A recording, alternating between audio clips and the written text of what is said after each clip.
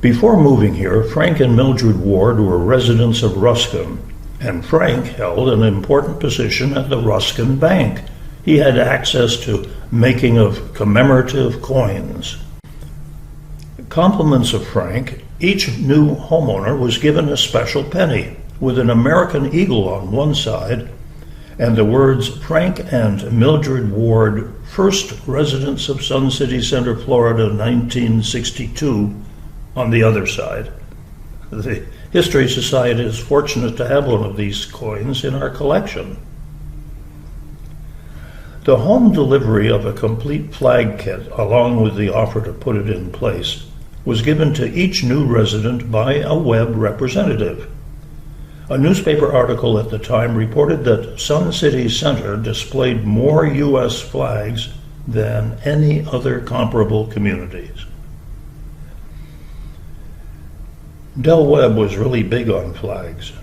During the grand opening week, the Webb Corporation erected a flagpole in the shopping plaza area, and at the top of the pole was a ball, actually a time capsule. The flagpole is still in existence, sadly without the flag, but as far as we know, the time capsule is still in place. In another effort to attract people to visit his new community, Webb sponsored an invitational lawn bowling tournament on March 31st, 1962. Lawn bowlers from St. Petersburg, Clearwater, Bradenton, Sarasota, and Lakeland all came here that afternoon. The event started with a parade of states led by two bagpipers and finished with a dinner held in the banquet room of the King's Inn. People were moving in and getting settled. Webb's activities director, Stan Clark, suggested that the group call themselves Pioneers. But it turned out that pioneers, when they would be out on the front of their house on the street, would call out to each other saying, "Hi, neighbor." And that name began to stick a little bit. So on May 2nd, 1962, by then 29 residents and 4 other guests met for a potluck supper. Mary Shelton was named president of the new Hi Neighbor Club.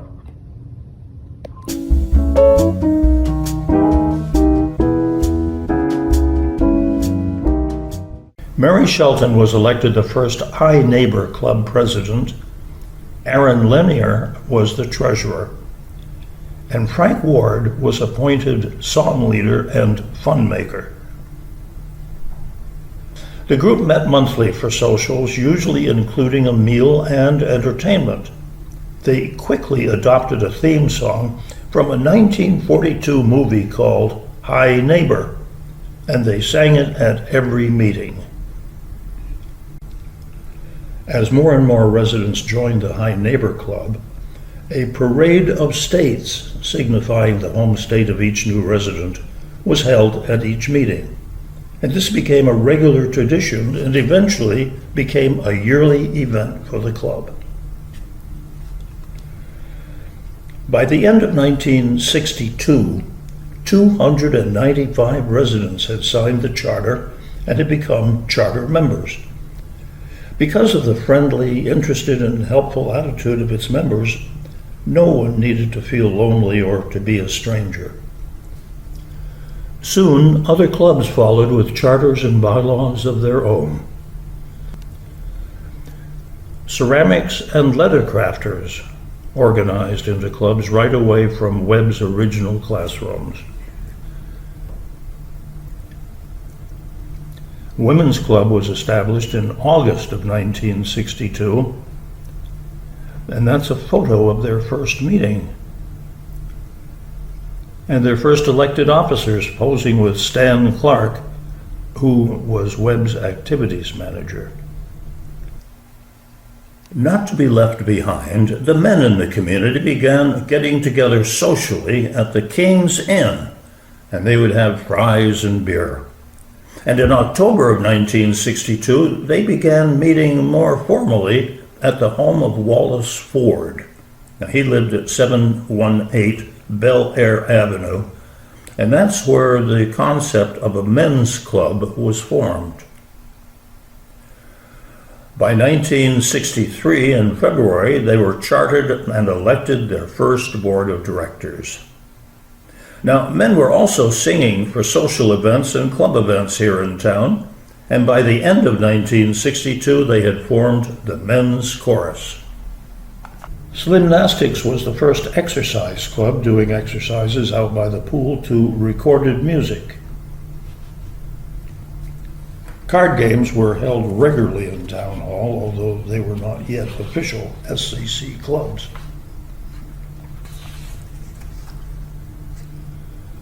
Dances were also very popular and were held weekly in Town Hall.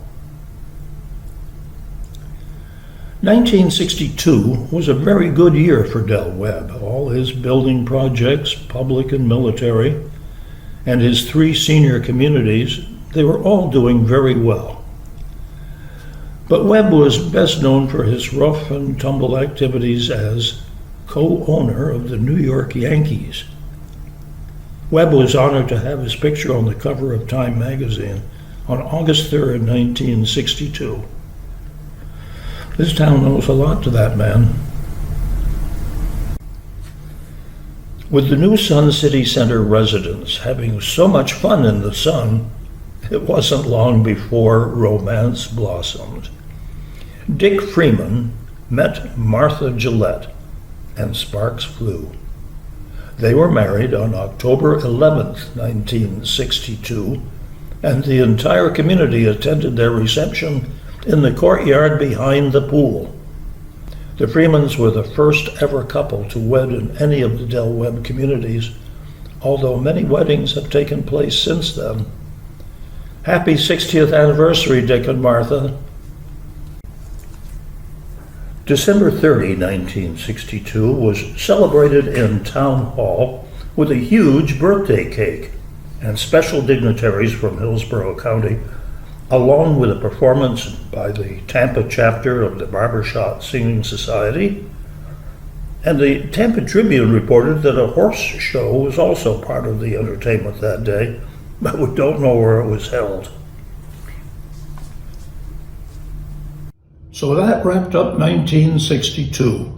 As you can see, our town's history is so unique, we're hoping that the future History Society leaders will find a way to produce more videos of our recent developments as time passes. But we thank you for your attention to this first set of stories.